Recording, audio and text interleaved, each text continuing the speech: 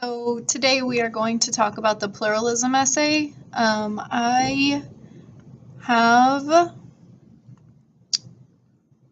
a few notes on that, and what I've done is I've collected some of the answers that I had a little bit more detailed responses for, so that you guys could see what's good and what we need to work on, just kind of as a whole group. If you have specific questions about your grade or your answer regarding the pluralism essay, I keep saying essay. It wasn't really an essay, right?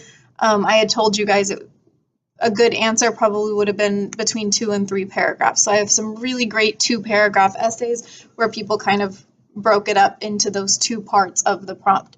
So what we're going to do is we're going to look at a few of those exemplars that I have, and we're going to talk about why they're good and why they're bad.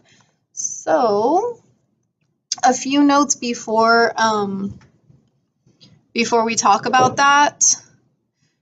I want you guys to get in the habit of citing everything. So even if it's something from the article that we read, I would still really like you guys to get in the habit of just making sure that you're citing that source. Even if it's just putting according to Berlin and then the quote. You guys were using quotes without saying where they were from.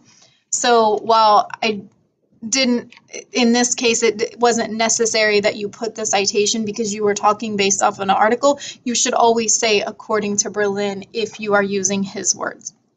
Don't ever put those things there like they're your words.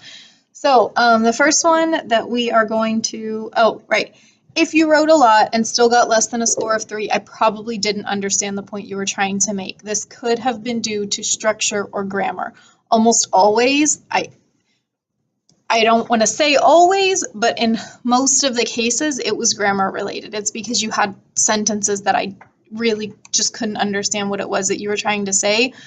So if you wrote a paragraph or more and your score was a 1 or a 2, you should really think about coming and talking to me about that so we can look at your individual response and talk about how you can improve on that next time. So the first one, I think that some potential implications, I think that Isaiah's definition of pluralism is 2 people having different values, but you and the other person can understand why you have those values and why they decided on that value. So the key here is understanding. If you were talking about Berlin, talking about understanding someone else's values, then you got points for that. And obviously there were 2 parts to this prompt, so I kind of broke it up in 2 points for that first part and 2 points for that second part. So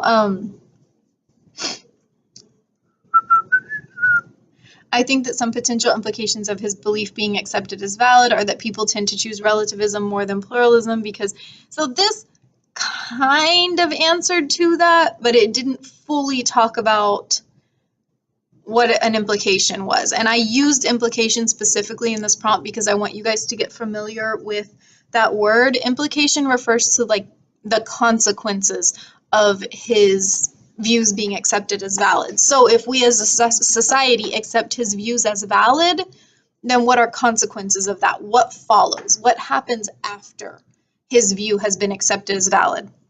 And very few people, a lot of people, well, not a lot of people, a few people still got 4s on this, but very few people fully answered the second part of that prompt. So, and then he said another implication would be that people aren't tolerant of others' ideals. These aren't implications, these are potential problems to his ideas being accepted as valid. What this person is saying is we won't accept his view as valid because people are more relativistic, right? Which is true. I'm not denying the truth of what he said, but the problem is that it's not an implication, okay? So it's really, really, really important when you guys are answering questions that you fully understand the question and that you pay attention to the words and their meanings. So I did not have a single person say, Ms. Coleman, what did you mean by this question? Clearly there was a lack of understanding for the second part of that question, There are 50 of you guys, and not one of you came up to me and said, Miss Coleman, what do you mean by implications? One of the reasons that I've been doing class like I've been doing it lately, in terms of you guys kind of doing more independent work and watching videos and reading text, is so that when you're reading and when you're watching those videos, you can come up to me and say, what does this mean? What does this mean? What did you mean when you put this here? It's also the reason I told you guys yesterday and the day before to view the assignment before you started doing the work. You need to know what you're going to be doing. And if you don't understand something that I've written, you need to ask me about it so that I can explain it. And a lot of times when someone asks me, I realize like that I was being unclear and that didn't really make sense. So I'll either change it or I'll tell the whole class what I meant.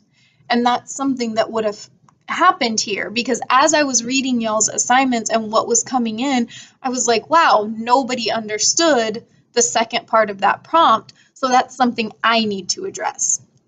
But if I don't know you guys aren't understanding it until it's already been graded, I can't address it. I can only address it after the fact, okay? So you guys need to make sure that you're coming to me. And in this case, it wasn't a bad question. It was that we weren't clear on what implications were. That's what it seems to me. Again, I can only know what I see, right? I can't read you guys' minds, so you guys need to come to me and tell me what you saw or what the problem was. So let's go to another one. Isaiah Berlin's definition of pluralism was the basic idea that although we may not agree with another person's opinion or views, we as humans are still able to understand where they are coming from and why it is that they think or feel that certain way. Throughout the whole passage, Isaiah implements the different points of view that everyone has. This is a great answer to the first part of that prompt. You guys used a lot of examples, which is very star essay of you.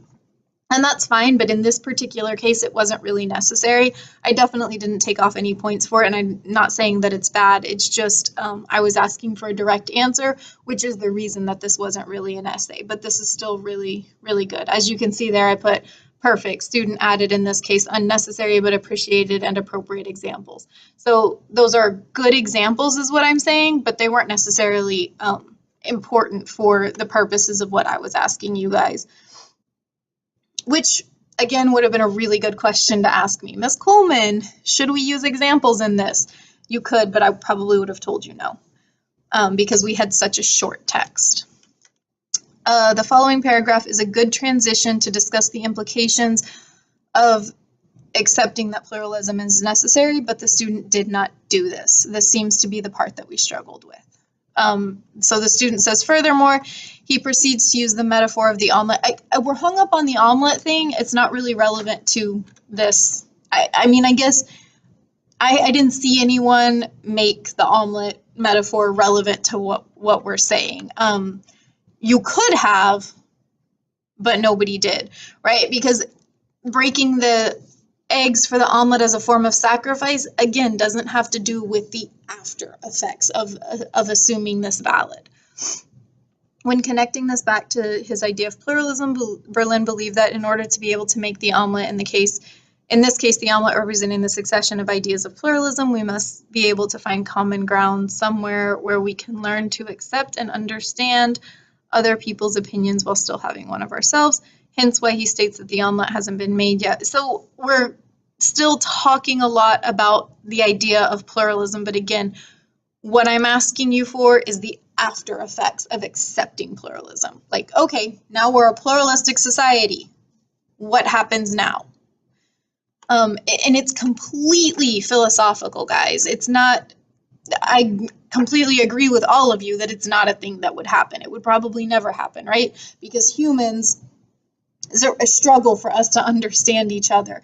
That's what our discussion was about this week, is talking about is peace on earth a possibility? And that's also why I followed that up. I followed pluralism up with that, because it really ties in and it really goes hand in hand. But what this prompt was asking you wasn't about whether it's possible or not. It was asking, if it happens, what then? When you see that word implication, you should think, what then? What comes of it?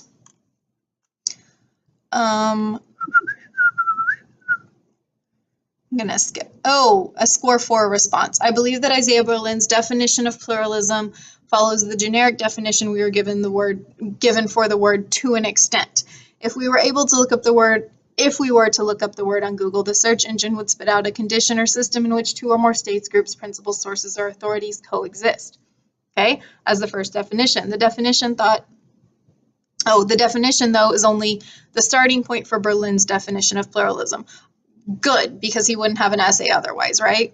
Berlin believed that every person had their values as humans, but it is our job to be able to understand the thought and meaning behind each value. Berlin's definition does not include the idea of coexistence, but rather the idea to understand a value while not accepting it and coexisting with said value.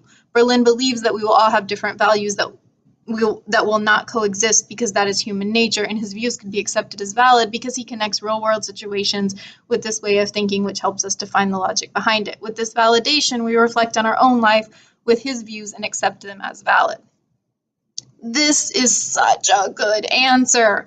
I put beautiful as usual. You could have elaborated a bit on the implications, but one thing I do want you guys to note is that this student did not use examples from the text, again, because we had a really short text here, but this was still a lengthy but an analytical response, and that's key here. We want analysis. We don't want restatement of the text, and that is one of the reasons that this is a really, really good answer here. So I'm going to leave you guys with that. And I would really, really like for you to go back and look at your response and see how it differs from some of the examples that I've shown you and some of the things that I've said. And so we can start to build on that, right?